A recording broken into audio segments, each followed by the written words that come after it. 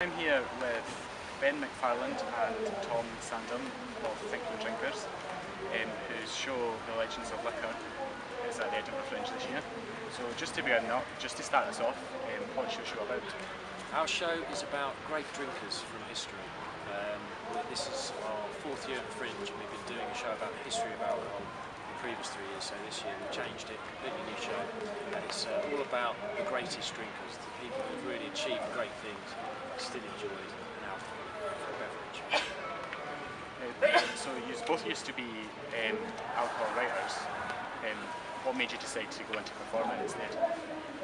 Well, it was, we still do write about booze and beer and spirits, and so it's got a book called The Thinking Drinker's Guide to Alcohol that's coming out, and that's coming out in the autumn. But what inspired us was we started off doing food festivals, tastings at food festivals all over the country, and we found that people wanted more from a tasting than just finding out a little bit about what it tastes like. They wanted to find out the history, the context, and we started kind of mucking about on stage and trying to make it a bit more entertaining, and it's just kind of snowballed on from there.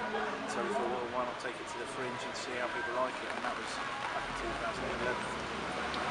This is your fourth year at the Edinburgh Festival. Yeah. What is it that keeps bringing you back to it? It's just an amazing festival. It's the biggest cultural festival in the world. There's just so much variety. We're in the Spiegeltent for this particular Fringe, and just a variety of entertainment going on in the Spiegeltent. It's incredible. You've got 2,000 shows here. It's strange. I think I came up here for the first time maybe about 5 or 6 years ago when we were doing a food festival. I'd never really experienced the Fringe, and we were doing a tasting at this food festival. We came along to see some of the Fringe. So we should be doing this because it is absolutely phenomenal to have an entire month up here. It's just a massive party with loads of great entertainment. So yeah, we thought it would work, and particularly because in the show we do actually give out some drinks to the audience. So we figured that maybe gave us a bit of a step up the ladder. Giving away drink in Scotland, I mean, it's a good idea. It seems to work. I don't know, there's something about the Scottish people, they do enjoy a free drink. Yeah, so we thought, well, because we're not performers by trade, we thought that might at least ease us into the big books of the locals. And yeah, it's sort of sold out from the beginning. We've been very lucky in that respect. I know that the Fringe is tough for a lot of people in terms of getting audience figures. We can't lie, I'm sure those occasional free drinks helped, but as we've got a bit more confident, it seems people have come back year after year to see us, which is why it's nice for a new show this year. So the main message of the show is drink less but drink well. Now, Kettle is a student magazine. Do you think it's an important message for students in particular? Yes, I do. Yeah, I mean, when I was a student, when we were both students, we probably didn't follow that message particularly loyally, really. And I think there seems to be a whole lot of social concern about alcohol's role in society, and I think that students, you're obviously going to experiment with everything as a student, and alcohol being part of that. But our message is there's so much good drink out there, and you can drink it sensibly. It's just like food. You know, you're confident, you have ingredients, you have integrity with the stuff you're drinking, and there's so much more flavour out there than people realise. And like in the show, we talk about tequila. Now that is the ultimate student drink that people have bad experiences with. We use Don Julio Blanco tequila, which is a really lovely artisan complex tequila that is designed to be sipped and savoured, and not a lot of people realise that tequila is just as complex as a cognac or whiskey or something like that. So it's about getting those messages across. So if you're a student, by all means drink, but drink better. Could you recommend any bars or local drinks in Edinburgh for people to visit while they're at the Fringe Festival? Yeah, because we've worked in writing about drinks for the last 10 years, we've been up and down to Edinburgh over the years and drank a lot here, responsibly. So we've got loads of bars that we really love. The Bon Vivant on Thistle Street, the Lucky Liquor. Lucky Liquor, they do a cocktail where you get a little toy monkey that's your symbols together. Yeah. Bramble is one of the the top 10 bars in the world. I do a thing called the top 50 bars in the world, and Bramble in Edinburgh is one of the top. Is in the top 10. I mean, it's quite an achievement. And then of course Inferno, not Inferno, Espionage. Oh, Fingers, piano bar. Fingers piano bar. The older lady. Yeah. Is perfect. Yeah, and actually the Oxford. The Oxford is a great pub. Yeah. That's where Rebus. Yes. Rebus, Inspector Rebus. That's a proper Edinburgh boozer. It's really authentic. 56 North is worth checking out if people are up here because they've got a pop-up bar, like a pop-up gin bar down there, and they also sell our beer. We brew a beer as well called Hobo Beer. Yes. Yeah, in cans, white cans, and they sell it at 56 North. We were in there the other night and we saw it, and I'm like, brilliant, selling our beer. So we would highly recommend that bar and that beer. In terms of local drinks, well, we had the Tanqueray 10 in the show. I mean, that is, that's a Scottish gin, and obviously you've got all the whiskies. So if you're up here, things like Talisker and Lagavulin, we love good quality Scottish whiskies.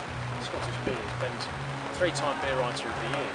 Thank you very much, Tom. Yeah, the Scottish brewing scene has gone absolutely exploded, and loads of fantastic beers up here. We've got like the Harveston. If you've had Harveston Oladu, which is aged in whiskey barrels, it's lovely stuff. Probably not a session beer, but much better than Foster's and stuff like that. Not going to win the award now. No, right. Foster's have win the award. And you've seen the show. We were close. We were close. If we didn't slag off Foster's, we would have won. And this is up here as well. We have this in the show, Blue Moon. It's a wheat beer, and we've started to see that around in Edinburgh as well. That's a good one. That's a good one. Yeah. So what do you plan to do after the Fringe Festival? So we're going to go on a small UK tour just around the southeast with this show. This is because it's all very new. We're running it about a 10-date tour with that. We've got the book coming out in autumn. That's the book of the show. So we'll be doing a lot of publicity around that. And then we're writing a new book for the Hawksmoor restaurant group, Hawksmoor at the bar. We're writing for the bar as well, so we'll just be... Probably have a bit of a lie down, I think. September's going to be... September, after the Fringe, September is always an almighty come down, because you've basically been keeping yourself alive with alcohol, bad food and adrenaline. And then you get home and you introduce fruit into your diet, and your body rejects it, and it's a terrible month. So yeah, but for August we're going to be drinking less but drinking better. What's weird is people actually clap.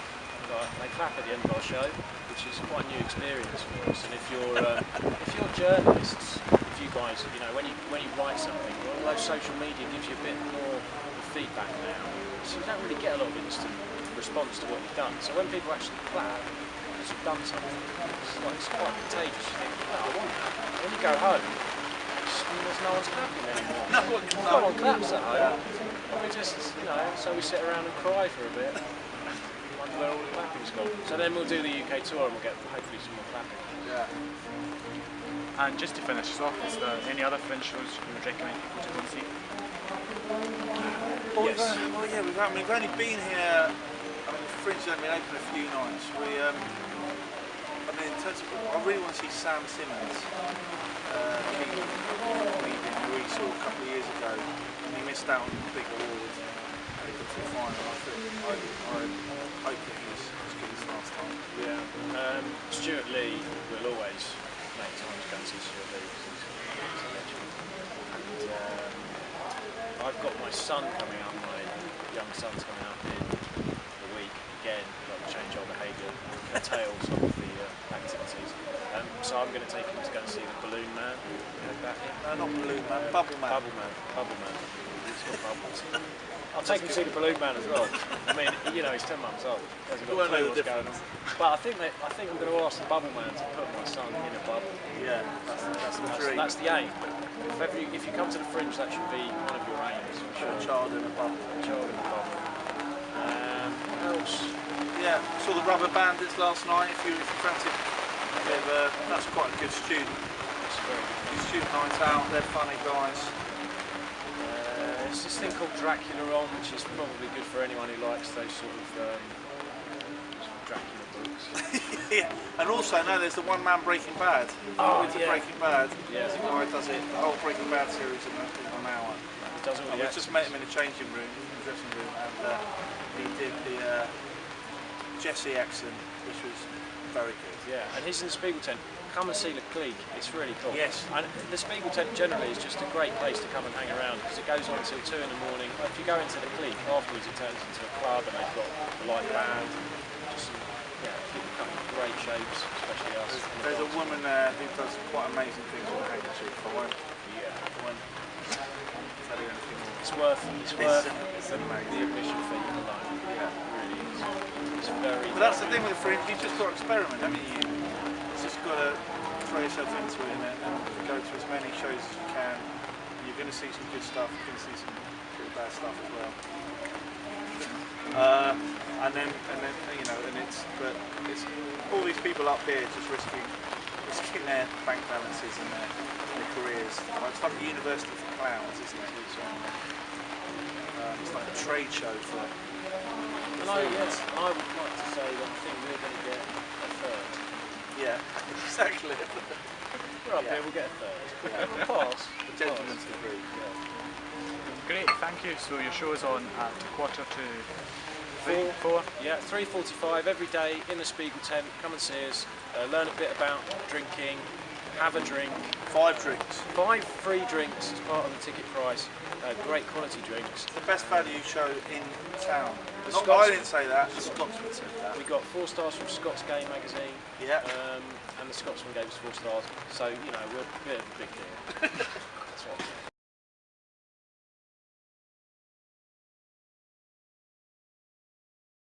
Turn up late, You're kids, and now we've made you wet. I'm very sorry. They are complete wankers.